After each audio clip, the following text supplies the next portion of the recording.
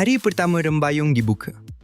Bila nama Khairul Aming dekat depan restoran, soalan dia satu. Reaksi pelanggan ni jujur atau paruhi expectation?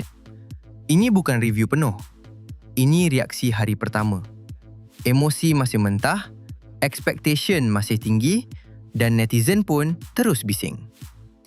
Bila restoran baru buka, especially hari pertama, pelanggan datang dengan satu benda yang sama, harapan. Dan bila nama Khairul Aming terlibat, harapan tu jadi 2 kali ganda. Menariknya, hari pertama rembayung tunjuk 3 jenis reaksi.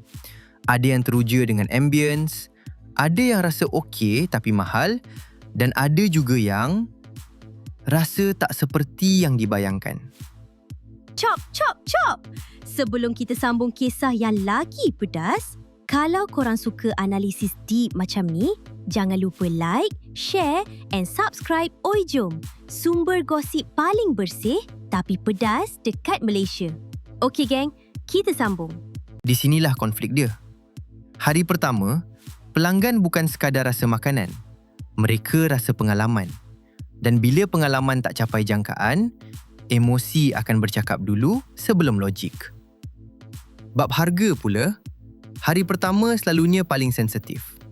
Sebab pelanggan belum sempat adjust expectation. Apa yang mereka bayar terus dibanding dengan apa yang mereka rasa. Ada yang datang nak experience. Ada yang datang nak kenyang. Dua-dua sah. Tapi bila hari pertama, reaksi biasanya lebih ekstrim. Sama ada sangat puas atau sangat kecewa. Oh, banyak kan? Boleh ke dia habiskan ni? Kita cuba.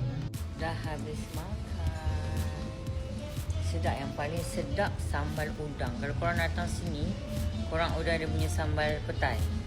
Sambal petai tu dia boleh buat macam nak letak sotong boleh, nak buat ikan boleh, nak letak udang boleh. Masak lemak dia pun okey, cuma masak lemak dia kuah dia pekat. Kalau korang suka okey lah, macam aku tak suka pekat sangat tapi still rasa okey. Lepas tu siakap, Mamat cakap. I order dia punya signature chili paste. Tapi chili tu chili tumbuk lah. Boleh berangkat. Chili tu chili tumbuk. So next time korang datang, order yang sambal petai tu. Sambal petai sedap gila. Semua benda aku cicah sambal petai tu. Kita makanan sedap. Alhamdulillah. Okay.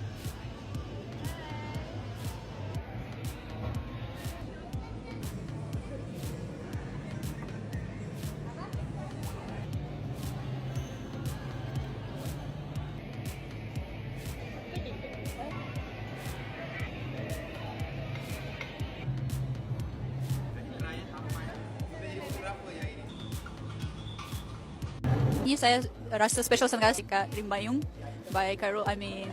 Tengok makanan. I am so excited to try. Where we start? Ayam lemak. Ayam kicap.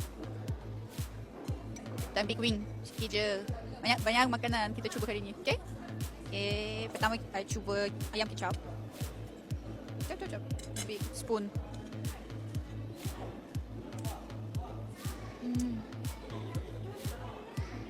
Yum. Dia sikit pedas. Saya boleh makan. Nanti I nak ajar kawan-kawan saya, kawan Rusia datang sini cuba truly Malaysian cuisine. Oh my god. So good. Guys. Jadi, rembayung di hari pertama ni sesuai untuk siapa? Untuk yang faham, ini reaksi awal. Bukan keputusan muktamad. Rasa, servis, flow, semua masih boleh evolve.